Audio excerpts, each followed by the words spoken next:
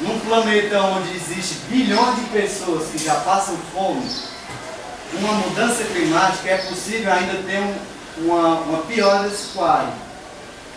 Daí a importância da gente conhecer esse problema e da gente tentar intervir nele, que é a proposta do nosso trabalho aqui. Tá? Daqui a pouco a gente descobre como é que a gente vai fazer isso. Não é acordou todo mundo não. A minha companheira aqui, como é o nome dela? Rebeca. Rebeca, e aí? Diante do que a gente ouviu aqui na sala? A poluição tem muita coisa a ver. E a poluição de onde, que você acha? O Darcy falou de fábrica. Tu acha que de fábrica também? Do lixo que é queimado, olha só. O que mais é queimado?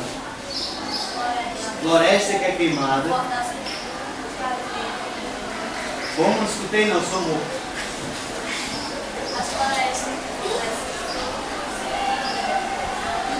Ótimo, fornecem alimento e fruta. As florestas que fornecem alimento e fruta, elas sendo queimadas, diminui também a produção dos frutos, não é isso? Do alimento. E uma vez a floresta sendo queimada, diminui o que? A umidade, a produção de chuva.